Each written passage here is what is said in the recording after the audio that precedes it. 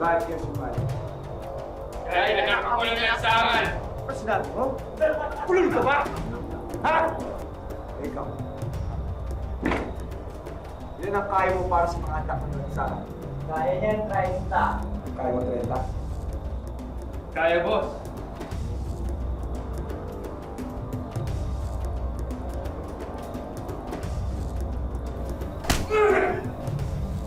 Ano, kaya mo ba? Kaya pa! Siya pala kita. Alam ko ba 30 kaya? Mahina ka pala eh. Ano, kaya ba? Tol, kaya mo ba? Kaya ba? Oo, kaya ba yan? Kaya yan. Kaya ko ba?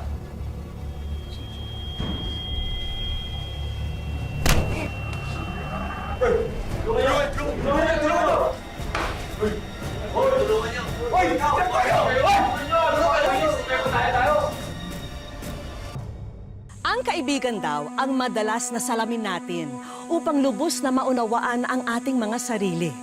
Sila rin ang ating karamay sa oras ng pangangailangan.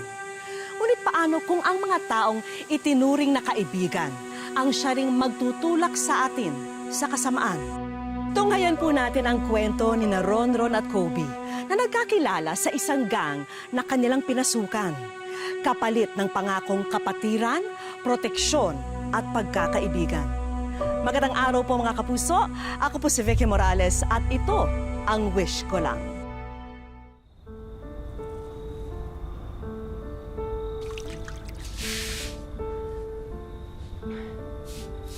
Ano, kaya mo pa ba? Pagpagising lang to. Salamat, Tol.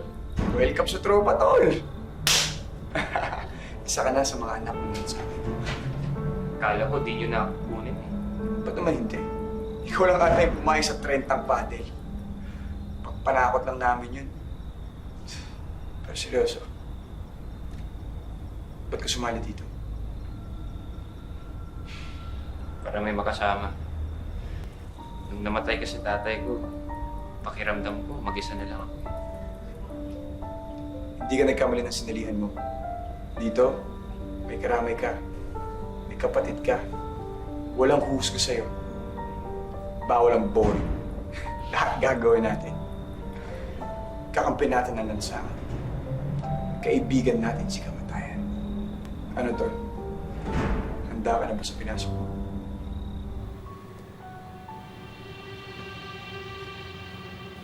Anong oras na ba? Alas 3 na. Ba't ngayon ka lang umuwi? Ron, ano ba? Ganito na lang ba tayo palagi? Matutulog na po ako. Ano to? Ano yan? Tama na. Bakit may mga pasa ka? Saan ka ba nanggaling? Napaaway ka ba? Napagtripan ka ba? Ano bang ginagawa mo sa sarili mo? Bakit, ma? Concerned ka? Bakit ka ba naging concerned? Buong buhay ko, ilang beses lang tayo nakita. Tapos bigla ka na lang uuwi mula sa Saudi para pakialaman ng buhay ko? Hindi ako naglamierda sa Saudi. Nagtrabaho ako para sa'yo. Para sa inyo ng tatay mo. At para sa sarili mo. Sige na, ma. Kung hindi namatay si Papa, babalik ka ba sa Pilipinas?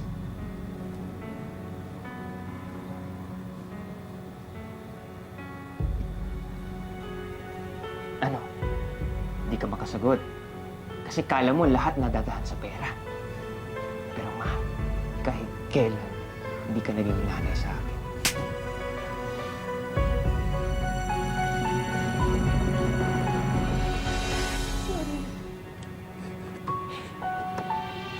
Sorry.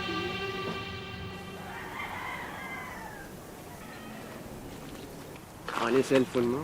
Ano yan? Bigay mo sa akin yan. Huwag kang gagalaw, huwag kang mag-iingay. Akin na. Tol, anak ako ng lansangan. Ano ngayon? Kala mo takot ako sa inyo? Wala akong kinakatakutan, pare. kita, ha? Ang problema mo, ha? Napapatusin mo yung kaibigan ko? Alam ba to ng leader mo? Pare, labas ang grupo dito, ha? Labas ang grupo? Labas ang grupo?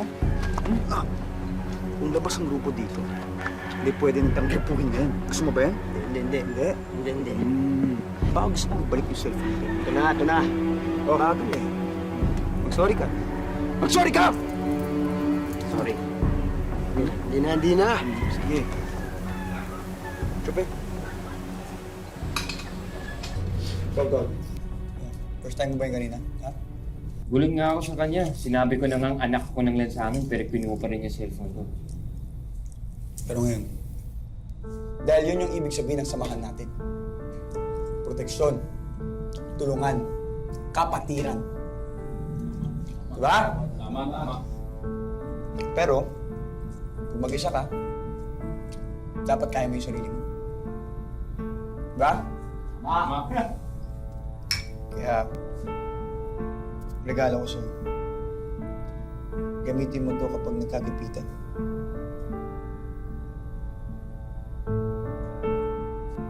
Pero mas masarap ang kwentuhan, kaso wala nang alak eh. Popcorn nila ba? Oo. Bili ka na. Kaya, alak lang pala gusto mo eh.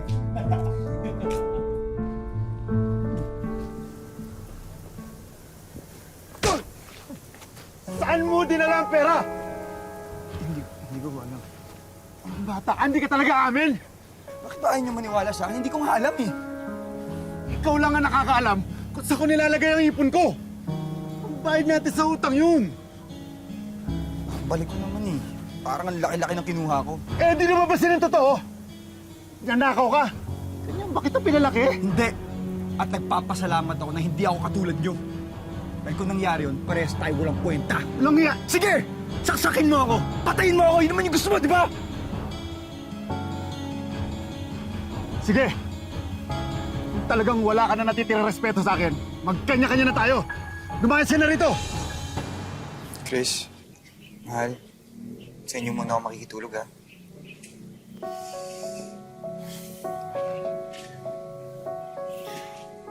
Ano ba kasing ginawa mo? Alam mo, hindi. Umuwi ka sa bahay mo. Kausapin mo yung tatay mo. Gusto ko lang yung tulungan magbago. Pati ba naman ikaw? Totoo naman eh. Anong mapapala mo sa ganyan-ganyan ka lang? Ba't ba ganyan yung tingin nyo sa amin magkakagrupo? Demonyo. Mahal, bakit ba hirap na hirap kang tanggapin na walang patutunguhan tong samahan nyo? Tignan mo, puro basag ulo lang yung inaabot nyo dito. Girlfriend ba kita o nanay? Tinutulungan lang kita. Hindi mo ako tinutulungan. Pinapakailaman mo.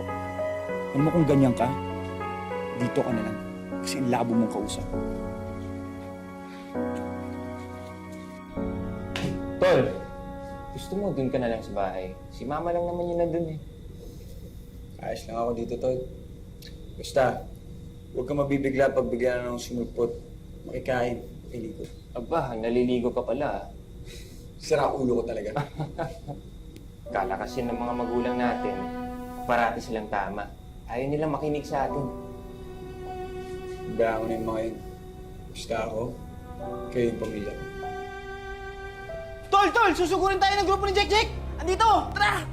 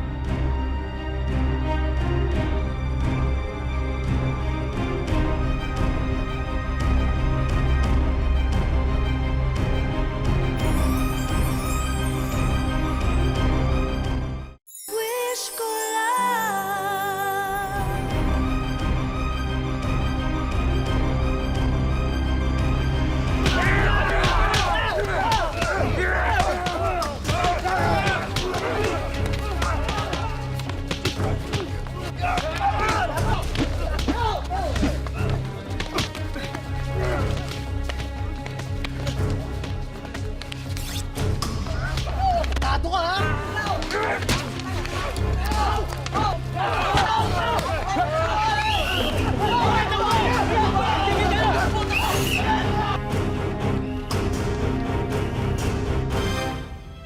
Dahil sa namuong alitan ng dalawang grupo, lumaki ang gulo na humantong sa isang gang war. Marami sa kanila ang nasaktan at nasugatan. Kabilang narito sina Ronron at Kobe. Ngunit sa kabila nito, hindi pa rin sumagi sa isipan nila na telikuran ang kanilang samahan. Sa halip, lalo pa nitong pinatatag ang kanilang kapatiran. Sino pong may gawa nito? Pahuli na natin yung mga yan. Sinabihan ko na kayo. Tigilan niyo na kasi yan. Sila naman yung nagsimula eh. Ayaw matatapos sa pinaggagawa ninyo. Hanggang kailan niyo ba gagawin to? Ano, ganito na lang kayo? Mahal, kung mamingay, nakakayasan natin ni Ronron. Tama naman yung sinasabi ni Chris Kobe. Ano ba mapapalano dyan sa pinaggagawa ninyo? O yan, yung mga pasa ninyo, yung mga sugat sa mukha ninyo, dahil yan sa pakikipagbugbogan ninyo. O ano, kumikita ba kayo? Di naman lahat ng bagay tungkol sa pera. Tama. Hindi lang naman talaga ito tungkol sa pera, tungkol ito dyan sa mga buhay ninyo. Anak, kamamatay lang yung tatay mo. Hindi ko nakakayanin kung may mangyari pa sa'yo.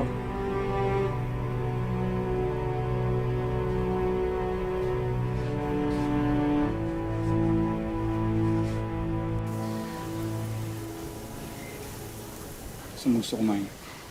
Sagot ko. Hindi ako nagugutom, Kobe. Kobe?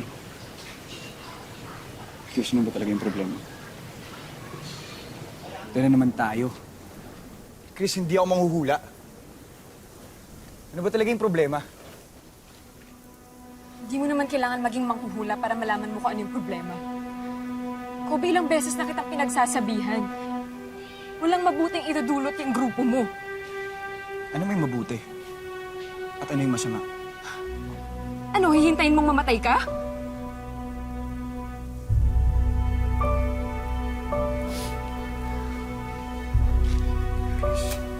Pero mong salita ng ganyan. Pwede. Kobe, ayoko na. Ano sabi mo? Kung wala ka rin pakialam sa mga sasabihin ko, tapusin na lang natin to. Hindi ba kaya? Huwag mo akong iwan. Iwanan mo yung grupo mo. Babalikan kita. Bumalik ka sa pag-aaral mo, babalik ako. Bumalik ka sa papa mo. Babalik ako. Pangako yan, Kobe. Mahal na mahal kita. Pero ayoko na. Chris?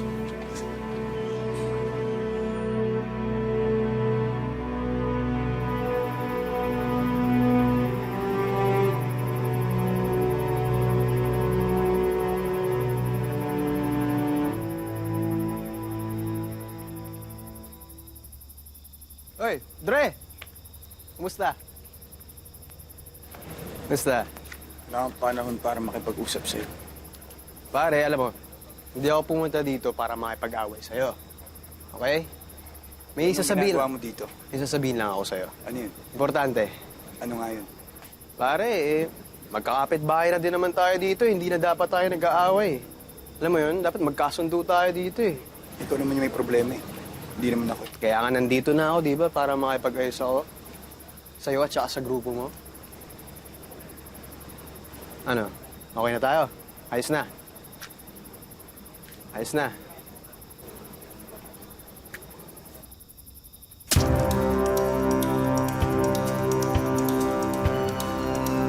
Diba sabi ko sa'yo, hindi ako pumunta dito para makipag-away. Pumunta ako dito para tapusin ka, ha?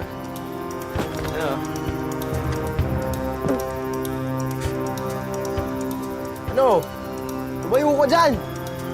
Tumayo ka dyan, hoy! Ganyan ka lang pala eh. Ang kwenta to? Bahala ka na.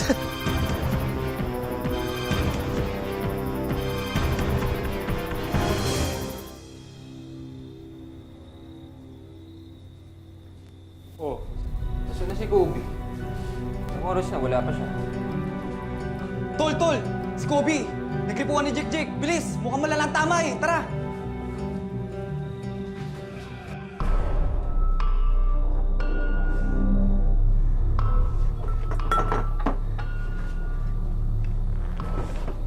Ron, naku, Ron, alam mo ba yung nangyari kay Kobe?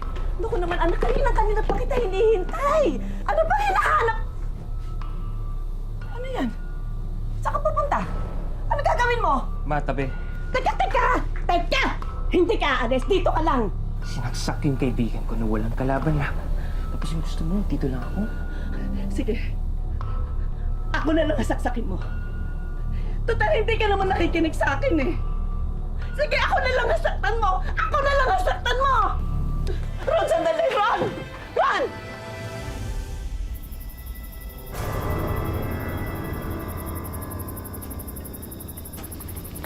Gago ka! Gago ka! Gago ka!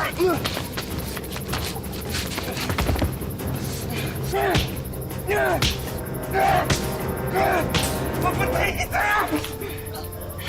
Ron! Ako! Rin! Tama mo yan! Ron! Tama mo yan! Ron!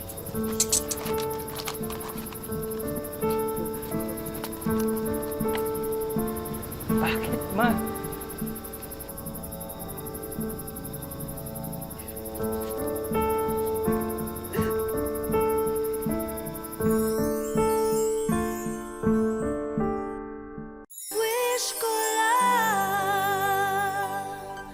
Ipinahuli ni Elena ang sarili niyang anak na si Ronron upang mailigtas siya sa mas matinding kapahamakan. Batid kasi ng ina na kapag hinayaan niya si Ronron sa mga ginagawa nito, mas lalo pang mababao ng anak sa iba't iba pang uri ng krimen. Hoy, kanina ka pa dyan. Bilisan mo!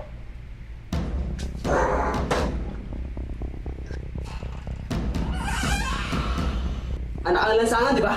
Akakaloko ka! Hindi ka ba? Ha?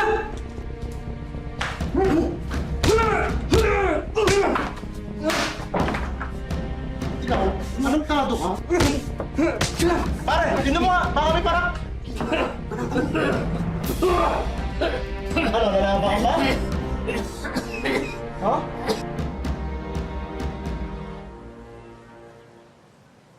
Please, step.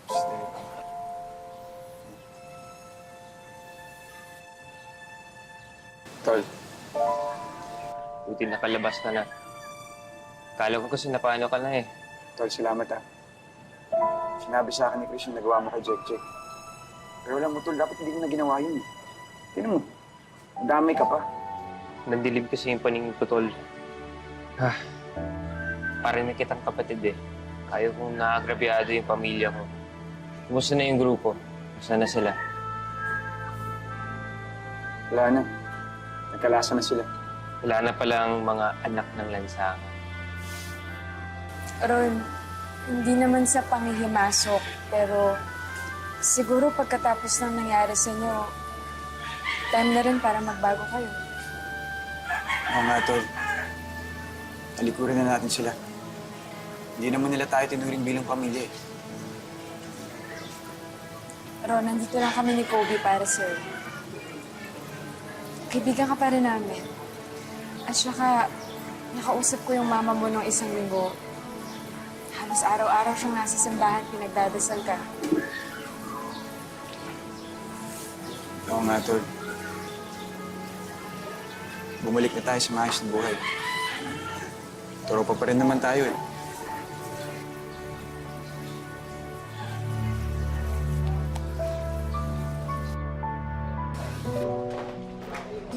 O paano, ingat sa paglabas. Sige po.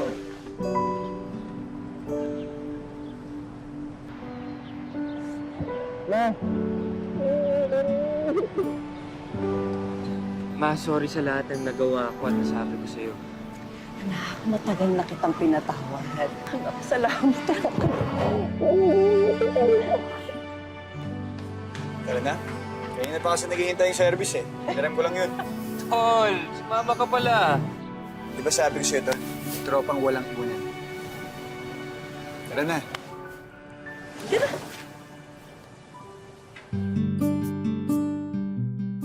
Sampung buwan nang hindi nasasangkot sa trouble ang magkaibigang Kobe at Ronron. Bakit nga ba sa pagkakataong ito, tuluyan na silang nagbago? Yung tatay ko may sakit pang stroke. So naawa ako sa kanya kaya nag-decide ako na magbagong buhay na talaga. Na-realize ko po kasi yung mama ko po na nahihirapan sa amin. Tsaka naawa ako sa kanya po na nahihirapan siya magtrabaho.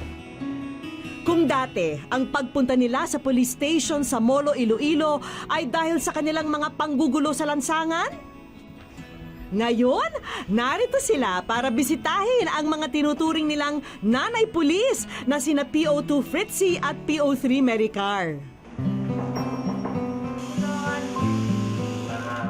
Nililecturan ko sila na ganito yung hindi porky na minor kayo, hindi lahat okay lang gawin yung ganun. So dapat kung may rights kayo, dapat may responsibility rin kayo yung ganun.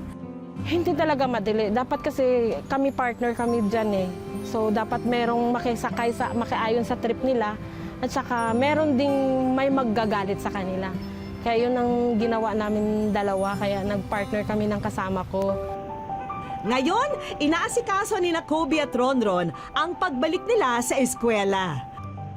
Bukod dyan, aktibo ang dalawa, lalo na si Kobe sa mga gawain ng youth camp at ng proyekto ng kapulisan na tumutulong sa mga tulad nila. Nagpapasalamat din ako sa kanya kasi tulungan niya ako kahit ang mga problema ko. Tapos nandyan siya palagi.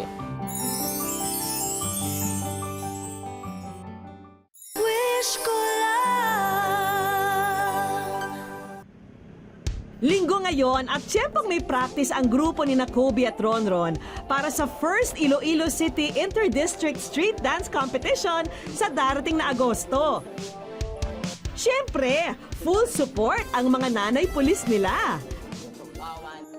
At habang break time, pinakita nila ang mga litrato ng iba pang mga gawain at proyekto na sinalihan ng dalawa.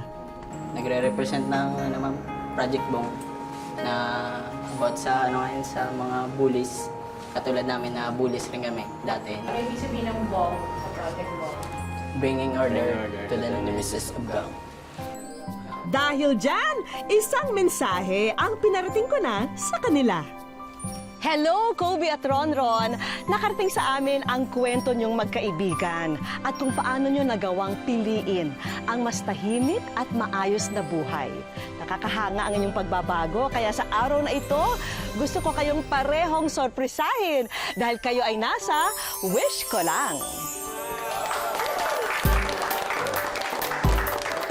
Ano masabi niyong dalawa? Na-surprise, ha? Ano masabi niyo? Maraming salamat po. Pido mo ikaw.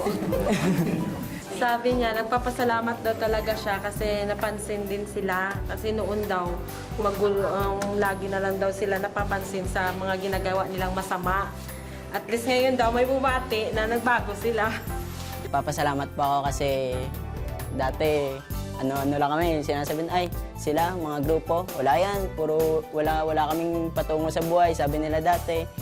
Ngayon, alos, hindi na namin mabot. Nasa wish ko lang namin. Tara na nga at silipin ang inyong mga regalo.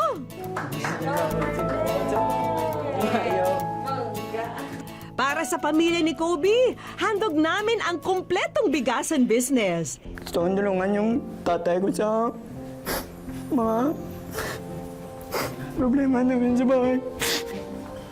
Papasalamat ako sa wish ko lang, ma'am.